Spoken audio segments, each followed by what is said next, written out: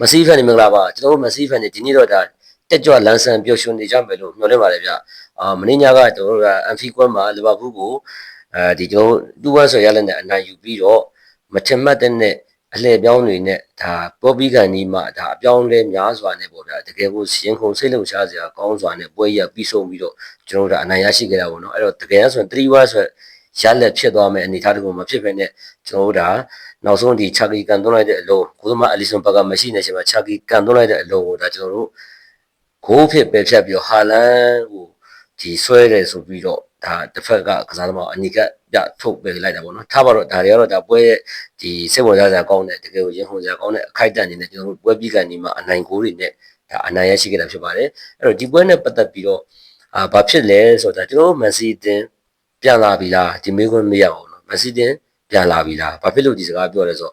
့အဲ့လေဟာလန်ကကျွန်တော်တို့ဒါမန်စီးတင်နဲ့အတူကျွန်တော်တို့ဒီဂိုးမသွင်းနိုင်ကြပြီပြင်းပြလိုက်မှာဂိုးမသွင်းနိုင်ကြပြီဟာအဲ့ဒါမင်းညာကပဲဒါပြန်ပြီးတော့ဒါအန်ဖီကောမှာသူဂိုးပြန်ရတယ်ပင်တီဂိုးပဲဖြစ်ဘာဖြစ်သူ့အတွက်ယုံကြည်မှုတစ်ခုပြန်တည်ဆောက်လိုက်ပြီအဲ့တော့သူဂိုးပြန်သွင်းလိုက်ပြီဟာလန်ပြန်လာပြီလားပေါ့နော်ဒါမင်းညာဆိုဟာလန်ကသူ့ရဲ့လက်ရှိပရီးမီးယားလိဂ်ရာသီမှာ20ဂိုးမြောက်သွင်းကိုသူသွင်းသွားတယ်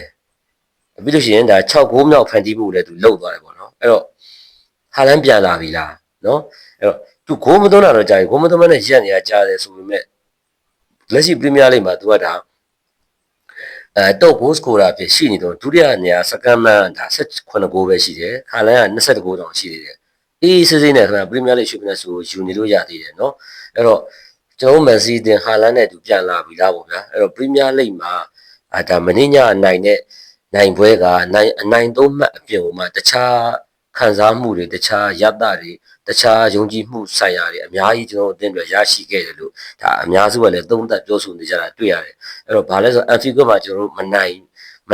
်ဟိုဘူးမနိုင်ခဲ့တာကြာပြီပေါ့နော်ကြာပြီအဲ့တော့ဒါနှစ်ပေါင်း80ကျော်90အတွင်းမှာဒီနှစ်ဆိုရင်ဒါအန်ဖီကွန်းရောကျွန်တော်အီတီဟပ်ကွန်းမှာလီဗာပူးကိုနှစ်ကျော်လို့နိုင်တဲ့ပထမဆုံးမှတ်တမ်းကိုကျွန်တော်ရခဲ့တယ်ဒါဂွာဂျိုလာဆိုလဲဒါသူတော်ကိုယူနေမှာပြောချင်တာကျွန်တော်တို့အန်ဖီကလိုကွင်းများခဲပါတယ်ဆိုအမြဲတမ်းခဲပါဆိုကွင်းမှာကျွန်တော်နိုင်ရရှိခဲ့တာဆိုတော့ကျွန်တော်တို့ရဲ့ကစားသမားတွေစိတ်ဓာတ်ပိုင်းဆိုင်ရာတွေဘယ်တော့မြင့်သွားမလဲယုံကြည်မှုတွေဘယ်တော့တိုးတက်လာမလဲဟာလန်ဆိုရင်ဂိုးပေါက်ပြောင်းနေတာကြားတဲ့တော်တော်ကြာနေပြီဆွဲအနေထားနေပြီးတော့ဒါပရီးမီးယားလိဂ်မှာဂိုးပြန်သွင်းလိုက်ပြီအဲ့တော့အနိုင်သုံးမှတ်ဆိုတဲ့ဟာအထက်ကိုမှကျွန်တော်တို့ကဒါဒီတခြားယုံကြည်မှုတွေအများကြီးတိဆောက်ခဲ့တယ်ဗျာအဲ့တော့အာဆင်နယ်ကိုလည်းဒါ6မှတ်กว่าနေဆက်လက်ပြီးတော့ထိအားပေးနိုင်ခဲ့တယ်ဒါရလက်ကောင်းနေနော်အဲ့တော့လီဗာပူးလို့အသင်းကြီးမှာတော့ကျွန်တော်ကနိုင်ခဲ့ပြီဆိုတော့ဒါဟာလန်တို့လည်းဂိုးတွေသွင်းခဲ့ပြီးတော့ဒါဟာလန်တို့လည်းယုံကြည်မှုတွေပြန်ရခဲ့ပြီကျွန်တော်အသင်းကျန်တဲ့အသင်းသားတွေအားလုံးလည်းယုံကြည်မှုတွေပြန်ရပြီးတော့လာမယ့်ပရီးမီးယားလိဂ်ပွဲစဉ်9ပွဲဆက်တိုက်ကကျွန်တော်တို့မန်စီးတင်အတွက်ကECCနဲ့နိုင်မဲ့ပွဲစဉ်ကြီးကြီးပဲအဲ့တော့ဒါဖူဟန်ကမ်းရမယ်ဗျာပြီးလို့ရှိရင်နယူကာဆယ်ပြီးလို့ရှိရင်ဒါလီယူနိုက်တက်ပြီးလို့ရှိရင်နော်တင်ဟမ်ဖော်ရက်ပြီးလို့ရှိရင်ကျွန်တော်တို့ဒါဝက်ဟမ်လာမဲ့အနီးဆက်ဆုံးနောက်ကအနီးဆက်ဆုံးလက်ကြံလာမဲ့ပွဲ9ပွဲကအဲ့ဒီအသင်းတွေကမ်းရမှာအဲ့တော့ဒီအသင်းတွေကလီဗာပူးလိုအသင်းမျိုးတောင်သူ့အန်ဖီမှာသွားနိုင်ထားပြီးတော့စိတ်ဓာတ်ပိုင်းဆိုင်ရာတွေအရင်တက်ကြွပြီးတော့ယုံကြည်မှုတွေပြန်ရပြီးကျွန်တော်တို့အဲ့လက်ကြံ9ပွဲကအခုဒါအနီးကပ်ဆုံးလက်ကြံ9ပွဲကလာမဲ့အနီးကပ်ဆုံး9ပွဲကအိုင်နိုင်ရယူနိုင်ချေရှိတဲ့ဟိုပြောရရင်ခက်ခဲလောက်မဲ့ပွဲတပွဲမှမရှိဘူးဗျအဲ့တော့ကျွန်တော်မက်ဆီတင်ပြန်လာပြီလို့ပြောလို့ရပြီပြန်လာပြီအဲ့တော့ကျွန်တော်တို့ရဲ့အနီးကပ်ဆုံး9ပွဲကအခုလိုအသင်းတွေနဲ့တွေ့နေချိန်ပါပဲတစ်ဖက်ကပြိုင်ဘက်ဆိုတော့ဘယ်အသင်းလဲဆိုတာသိပါတယ်အဲ့တော့ကျွန်တော်ထည့်ထည့်ပြောလို့ကြည့်တဲ့အဲ့ပြိုင်ဘက်ဖန်ညာမပြောစီချင်လို့မပြောတော့ပါဘူးအဲ့တော့ပြိုင်ဘက်အသင်းကတော့လက်ရှိကျွန်တော်တို့ဒီကနေမှာအဓိကပြိုင်ဘက်ကဘယ်အသင်းလဲဆိုတော့သိပါတယ်ညီတို့အဲ့တော့ပြိုင်ဘက်ကတော့ချက်စီးလို့စပါးလို့အသင်းတွေနဲ့အဲ့အနီးဆက်ဆုံး9ပွဲမှာတွေ့နေတယ်ကျွန်တော်တို့ကအနီးဆက်ဆုံး9ပွဲမှာဒါစောစောပြောတဲ့ဖူဟန်နယူကာဆယ်လီယူနိုက်တက်နော်တင်ဖော်ရက်ဝက်ဟန်ဂျီလိုအသင်းတွေနဲ့တွေ့နေတယ်အဲ့တော့မန်စီးတီးပြန်လာပြီလားဒါကိုပြောချင်တာဖြစ်ပါတယ်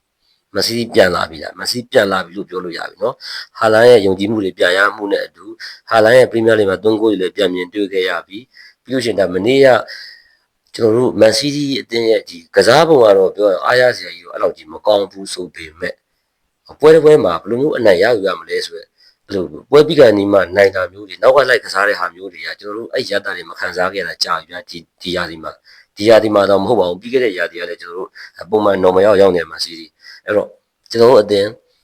မနေ့ကဆိုရင်လီဗာပူးကိုနောက်ကနေလိုက်ပြီးပွဲပြီးကန်ဒီမိနစ်တွေနဲ့မှ အနိုင်ကိုတွေသွင်းပြီးတော့ဒါအနိုင်သုံးမှတ်ကို IMF မှာရယူနိုင်ခဲ့တာဖြစ်တယ်အဲ့တော့စောစောကပြောလို့ဟာလန်လည်းပြန်လာပြီဒါမက်ဆီလည်းပြန်လာပြီဒီလိုပြောချင်တာဖြစ်ပါတယ်အဲ့တော့ဟာလန်ဆိုတာလည်းဒါဂိုးသွင်းပြီဆိုရင်ဒီကောင်ကြီးကရက်တန်းလို့မရအောင်တော့ချော့သွင်းတော့မှတေချာတယ်နောက်ပွဲရက်သွင်းမှာဟိုသူဂိုးသွင်းမဲ့ပွဲတွေချေပဲအခုဖူကန်တို့နျူကာဆယ်တို့လီတို့ဖော်ရက်တို့ဝဟန်တို့ဆိုတာသူဂိုးသွင်းနိုင်ချေရှိတဲ့ပွဲစနေချေပဲမက်ဆီတဲ့ပြန်လာပါပြီဟာလန်နဲ့မက်ဆီတဲ့ပြန်လာပြီးပြောချင်ပါတယ်ဘာဖြစ်မက်ဆီဖန်တွေ fighting မှာဖလားအားလုံးရဲ့အပေါ်မှာမေးတင်ထားတော့မှကျွန်တော်မက်ဆီတဲ့ fighting အဲ့တော့ပြန်လာပါပြီဟာလန်နဲ့အတူမက်ဆီပြန်လာပါပြီเนาะအဲ့တော့ကျွန်တော်ရဲ့ဗီဒီယိုတင်ဆက်နေမှုတွေကို YouTube မှာဟော TikTok မှာပါကျွန်တော်တင်ဆက်နေပါတယ်အဲ့တော့မက်ဆီဖန်တွေချစ်တဲ့မက်ဆီဖန်တွေကျတဲ့ဖန်တွေမပြောတော့မက်ဆီဖန်တွေလာရောက် YouTube တို့ TikTok တို့မှာရောက်ခဲ့လို့ရှိရင် like follow subscribe လုပ်ပြီးတော့ဝန်ရံပေးကြပါအောင်လို့ကြောက်ချင်းစရာကိုမေတ္တာရက်ခံချင်ပါတယ်ဗျာအားလုံးကိုကျေးဇူးတင်ပါတယ်